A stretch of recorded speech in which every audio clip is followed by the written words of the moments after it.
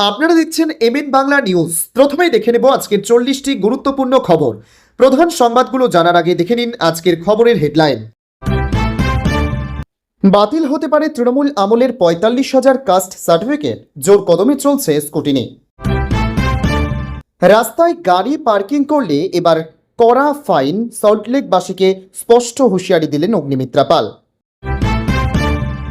মসজিদ থেকে লাউডস্পিকার খুলবেন না, নবান্নে শুভেন্দুর দরবারে আর্জি মুর্শিদাবাদের 2 সাংসদের। 17 বছর কারাগারে কাটিয়ে বিনা অপরাধে মুক্তি, কিভাবে পুলিশের ভুলে জীবন ফিরে পেলেন 2 ভাই। ডেটিং অ্যাপের ফাঁদ, বিশেষ ছবি দেওয়া নেওয়া, প্রেমের প্রলোভন দেখিয়ে 6 কোটি হাতালো মহিলা। বাসস্টপে বদলের ছোঁয়া, মায়েদের জন্য বিশেষ ব্যবস্থা, বেআইনি পার্কিংয়ে 1 সেপ্টেম্বর থেকে ফাইন, বড় ঘোষণা অগ্নিমিত্রার। আবাস যোজনার তালিকা খুঁজতে গিয়েই ফাঁস আসল সত্য, পূর্ব বর্ধমানে সরকারি নথির পাহাড় উদ্ধারে হুলস্থুল কাণ্ড। ডিমে ভয় কেন, মহুয়াকে বিচারপতির প্রশ্ন, সুপ্রিম কোর্ট বেঞ্চকে ইমপিচমেন্টের হুঙ্কার সিজেপির। সুপ্রিম কোর্টের সাফ নির্দেশ পালন না করলে সোজা জেল, ডিএ মামলায় কাদের বিরুদ্ধে এলো এই চরম হুঁশিয়ারি। মায়েদের অ্যাকাউন্টে সরাসরি 5,000 টাকা, রাজ্যবাসীকে বড় সুখবর দিলেন শুভেন্দু। ব্যান্ড যুদ্ধ ও সততার রাজনীতি, প্রয়াণ দিবসে বুদ্ধদেব ভট্টাচার্যকে স্মরণ। রাজ্য সরকারি কর্মীদের 5% বাড়বে বেতন, 7ম পে কমিশনের শর্তে বড় সুখবর। 5 লক্ষ পর্যন্ত ফ্রি চিকিৎসা, রাজ্যে কবে চালু হচ্ছে আয়ুষ্মান ভারতের পরিষেবা, জানালেন স্বাস্থ্যমন্ত্রী। আওয়ামী লীগ শত্রু নয় মিত্র, হাসিনার ঢাকা ফেরার গুঞ্জনের মাঝেই বিএনপি সাংসদের বিস্ফোরক দাবি। সুপ্রিম কোর্টের স্বস্তির পরও কাটল না বিপদ, ফের কেন হাইকোর্টের দরজায় অভিষেকের পিএ। অবসরপ্রাপ্ত বিচারপতির নিরাপত্তায় চাঞ্চল্যকর মোড়, কলকাতা হাইকোর্টকে বড় নির্দেশ দিল সুপ্রিম কোর্ট। স্যার ঠিকানাটা দেবেন, গাড়ি পাঠাবো, ছাত্রের অভিভাবকের বার্তাতেই ফাঁস হয় নিট কাণ্ডের বড় রহস্য। তৃণমূলের নাম আর প্রতীক মমতার না ঋতব্রতর, জট ছাড়াতে ঠিক কতদিন লাগবে। নিট প্রশ্ন ফাঁসে এনটিএর 3 কর্তা, সিবিআই চার্জশিটে তুলকালাম কাঠগড়াই। বিজয়ের পথে আরও এক ধাপ, মোদি শাহর ম্যাজিক ফিগার কি তবে হাতের মুঠোয়। রাজ্যে চালু হচ্ছে নতুন প্রকল্প, এবার মায়েদের অ্যাকাউন্টে সরাসরি 5,000 টাকা। বন্ধ ইউনিয়ন রুমে টাকার পাহাড় আর বিলাসবহুল ভিআইপি রুম, আইনি জালে ফেসে গেলেন প্রভাবশালী তৃণমূল নেতা। ভিডিওটি ভালো লাগলে লাইক করুন এবং আমাদের ইউটিউব চ্যানেলটি সাবস্ক্রাইব করে আমাদের সঙ্গে থাকুন। পরবর্তী আপডেটের জন্য ধন্যবাদ। রাজ্যের তৃণমূল আমলে ইস্যু হওয়া জাতিগত শংসাপত্র বা কাস্ট সার্টিফিকেট নিয়ে কড়া পদক্ষেপ করছে বর্তমান সরকার। মুখ্যমন্ত্রী শুভেন্দু অধিকারীর নির্দেশে দুয়ারে সরকার শিবির থেকে দেওয়া শংসাপত্রগুলির ব্যাপক যাচাই পর্ব শুরু করেছে নবান্ন। অনগ্রসর শ্রেণী কল্যাণ দপ্তর ইতিমধ্যেই 1,22,117টি শংসাপত্র যাচাই করেছে। এর মধ্যে ৭৬,৭৫০টি বৈধ হলেও অসঙ্গতি মেলায় 135টি শংসাপত্র বাতিল ঘোষণা করা হয়েছে। সবচেয়ে বেশি শংসাপত্র বাতিল হয়েছে উত্তর 24 পরগনা, কোচবিহার, হুগলি এবং পূর্ব বর্ধমান জেলায়। প্রাথমিক যাচাইয়ের পর বর্তমানে ৪৫,৩৬৭টি কাস্ট সার্টিফিকেট করা সন্দেহের তালিকায় রয়েছে। এই শংসাপত্রগুলির সত্যতা যাচাই করতে বিশদ তদন্ত শুরু করেছে প্রশাসন। নবান্ন সূত্রে জানা গিয়েছে, সন্দেহের তালিকায় থাকা আবেদনকারীদের খুব শীঘ্রই শুনানির জন্য ডাকা হবে। শুনানিতে নিজেদের দাবির সপক্ষে প্রয়োজনীয় প্রমাণ ও বৈধ নথি জমা দিতে হবে তাদের। উপযুক্ত প্রমাণ পেশ করতে ব্যর্থ হলে সংশ্লিষ্ট শংসাপত্রগুলি অবৈধ ঘোষণা করে স্থায়ীভাবে বাতিল করা হবে। প্রশাসনিক এই কড়াকড়ির জেরে রাজ্য জুড়ে ব্যাপক চাঞ্চল্য ছড়িয়েছে।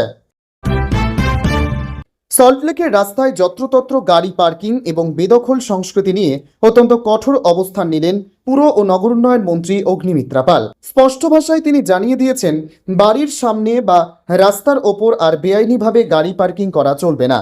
যাদের নিজস্ব পার্কিং স্পেস নেই তাদের গাড়ি রাখার জন্য নতুন নিয়ম ও জরিমানার মুখোমুখি হতে হবে। সল্টলেকের একটি অনুষ্ঠানে বক্তব্য রাখতে গিয়ে মন্ত্রী জানান, রাস্তার উপর গাড়ি পার্কিং কিংবা নির্মাণ সামগ্রী ফেলে রাস্তা অবরুদ্ধ করে রাখার দিন শেষ। নাইট পার্কিং বা সারা রাত রাস্তায় গাড়ি রাখা এবং সেই সমস্ত অর্থ সরাসরি জমা হবে সরকারি কোষাগারে। যাদের রাস্তার ওপর গাড়ি রাখার অভ্যেস রয়েছে তাদের কড়া বার্তা দিয়ে তিনি বলেন, নিজের জায়গা কিনে পার্কিং করুন, রাস্তায় পার্কিং আর বরদাস্ত করা হবে না। এদিন পার্কিং নীতির পাশাপাশি শাসক দলের সিন্ডিকেট রাজ ও দুর্নীতি নিয়েও সুর চড়ান অগ্নিমিত্রা।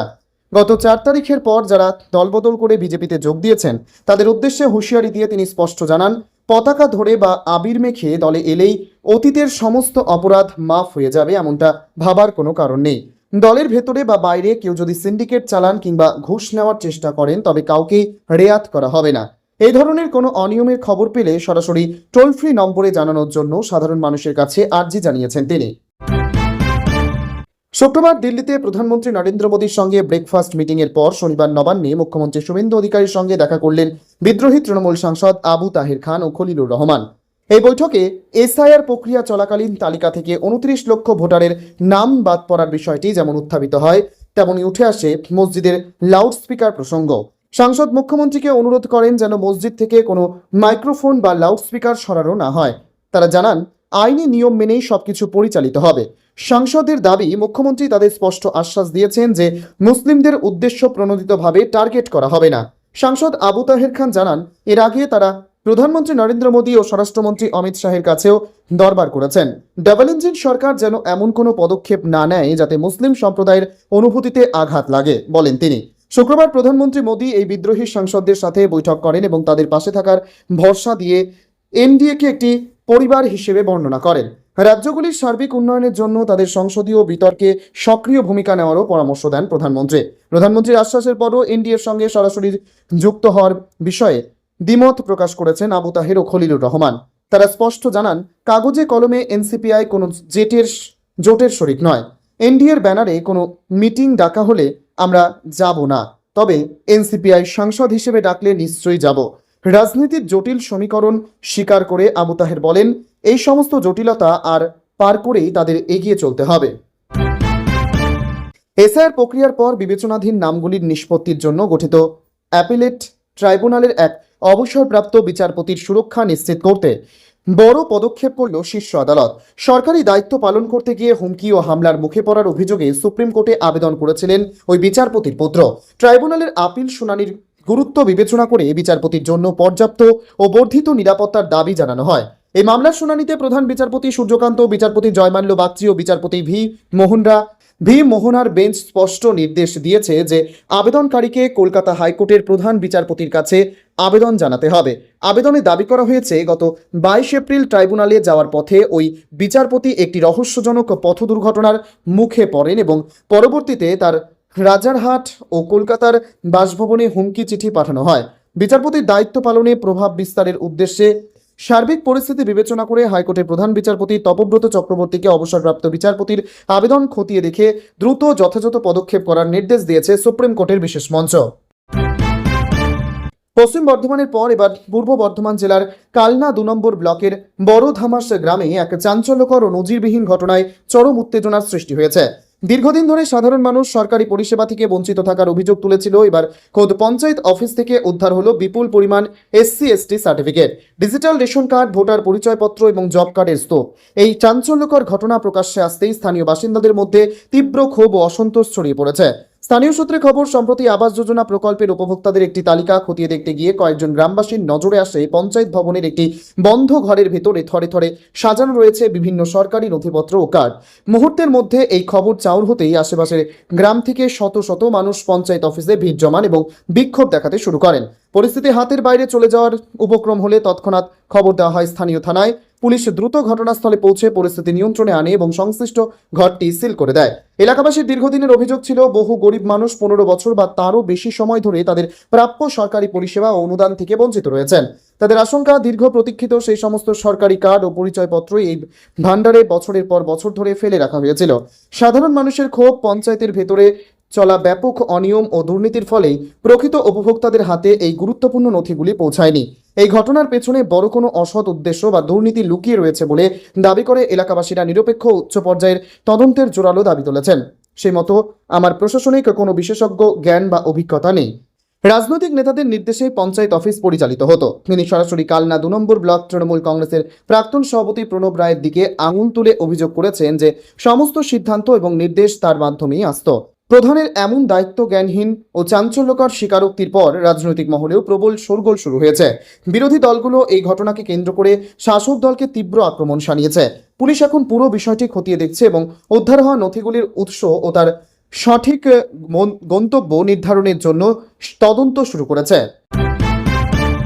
বিজেপি ক্ষমতায় আসার পরেই রাজ্যে আয়ুষ্মান ভারত প্রধানমন্ত্রী জন আরোগ্য যোজনা তথা আয়ুষ্মান ভারত যোজনা চালু হওয়ার কথা ঘোষণা করা হয়। এরপর থেকে সকলের প্রশ্ন ছিল এই প্রকল্পের পরিষেবা কবে থেকে চালু হবে। এবার সেই উত্তরও দিয়ে দিলেন রাজ্যের স্বাস্থ্যমন্ত্রী সিদ্ধার্থ মুখোপাধ্যায়। শুক্রবার মাঝারি ও ছোট হাসপাতালগুলির সঙ্গে বৈঠকের পর এই ঘোষণা করেন তিনি। আয়ুষ্মান ভারত যোজনা নিয়ে বড় আপডেট।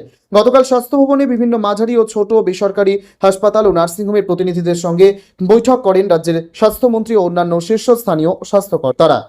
এরপর স্বাস্থ্যমন্ত্রী জানান, আগামী 16ই আগস্ট থেকে বাংলায় আনুষ্ঠানিকভাবে আয়ুষ্মান ভারত প্রকল্পের পরিষেবা চালু হবে। বৈঠক শেষে সিদ্ধার্থ বলেন, association of private hospital and নার্সিংহোমের সঙ্গে ফলপ্রসূ বৈঠক হয়েছে।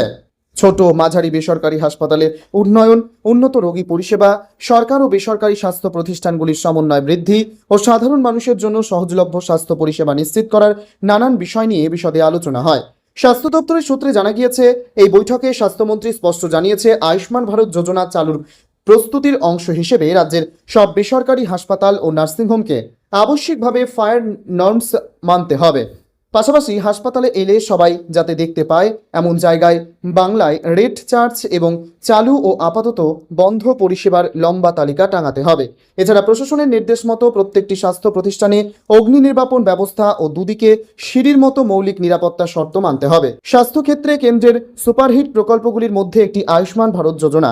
এই প্রকল্পে বছরে 5 লক্ষ টাকা অবধি বিনামূল্যে চিকিৎসার সুবিধা পাওয়া যায়।